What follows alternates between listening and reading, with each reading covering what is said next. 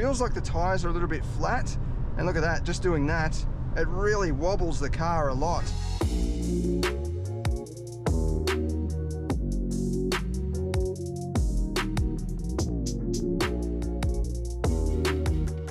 Now before you say anything, I can't hear you, but before you start bashing the keyboard and telling me who drives along by flicking the steering wheel like that. Well, if you get into any of the competitors like the RAV4, the CX-5, the Hyundai Tucson or Kia Sportage and do the same thing, it's fine. It stays very stable. It doesn't fling around and feel like the chassis is made out of gummy bears. In this, it does. This is the Chery Tiggo 7.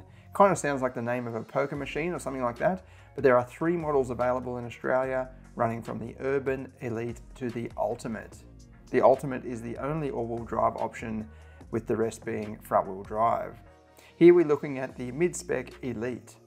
It does look pretty good. It's got a lot of showroom appeal. I like the finer details around the front end. The side profile is pretty good though. It looks very sturdy, looks well proportioned, and then around at the back you've got the fashionable full-width tail light. Overall, it does look modern and refined, and certainly fits in with the segment trends. Inside is just the same. A lot of showroom appeal here. You can step in this and go, wow, this is, you know, for the price, you're getting a lot of vehicle and it looks like a proper high-end luxury car. From the very detailed speaker grills to the carbon fiber look trimming on the dash. Huge twin digital screens running across. As you may have heard me say before, digital screens, in my opinion anyway, they don't look expensive, they look cheap because they're just a basic LCD screen just slapped onto the dashboard. There's no intricate dials, there's no mechanical engineering involved in any of this. Cabin space and comfort is very good. The leather is soft. There's a lot of soft touch materials around the place too, and even contrast stitching and metallic highlights. Even though this is only the Elite model, it does come with a full panoramic sunroof. The front seats are quite sporty. They actually look like racing bucket seats with the little holes for where the harness belts go through. But they do take up a bit of space. So when you're sitting in the back, it just kind of destroys the perception of space because you've got these big chunky seats right in front of you. Boot space is very impressive at 626 litres, and then if you fold down the rear seats you get 1676 litres, which is very good for its segment. There is a full-size spare wheel under the floor as well, which is, yeah, becoming quite unique. Everyone seems to be doing puncture repair kits, space savers, or none at all, and just having run flat tyres.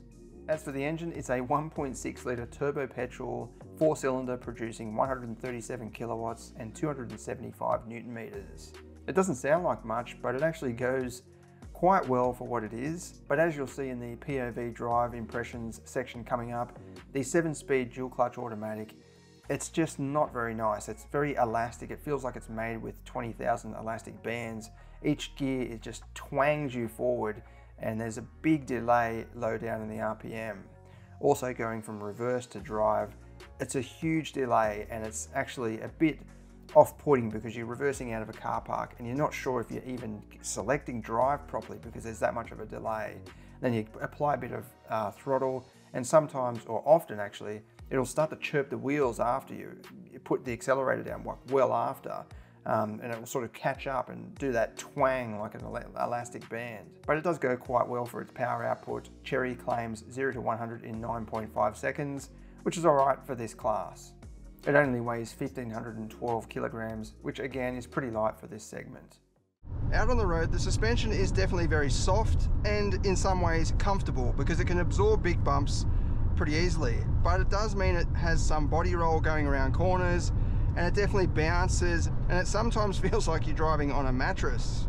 The steering feel is also a bit weird. It doesn't feel consistent or linear. You've got these weird kind of, not flat spots, but where it feels like the tires are a little bit flat. And look at that, just doing that, it really wobbles the car a lot. But yeah, you don't get that complete control through the steering, or that feeling of complete control anyway. It feels rather flimsy in my opinion. The worst part about the drive experience in my opinion though is the power delivery and the transmission.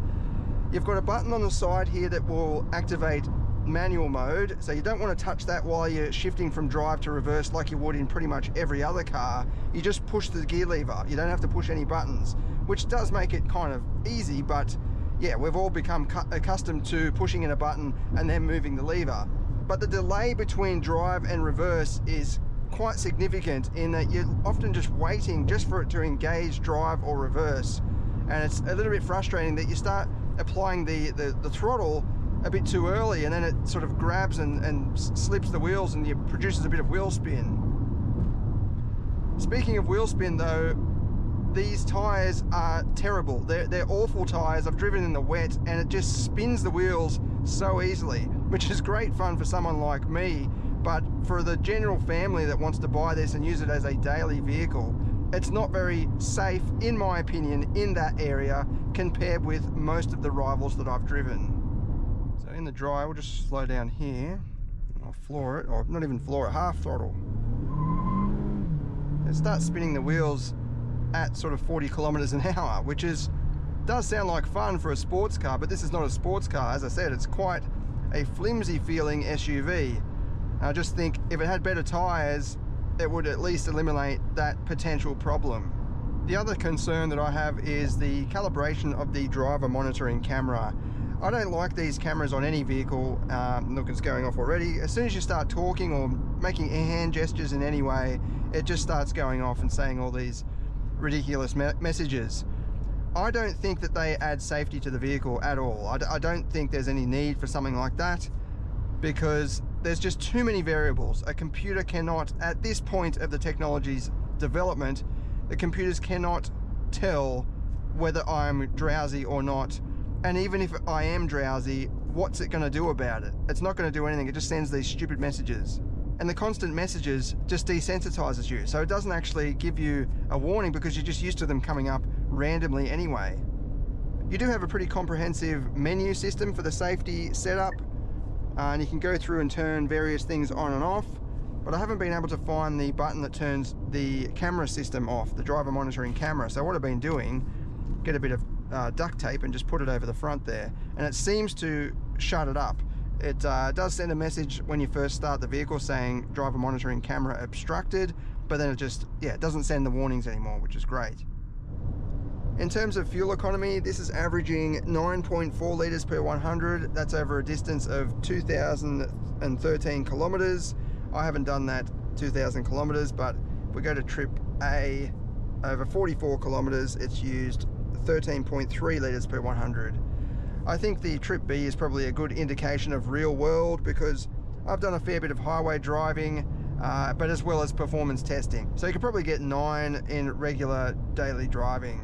So what about the good points? Well, it is very comfortable, as I said, and it's got good showroom appeal. So you walk in and you just see this. It's got a lot of wow factor, in other words.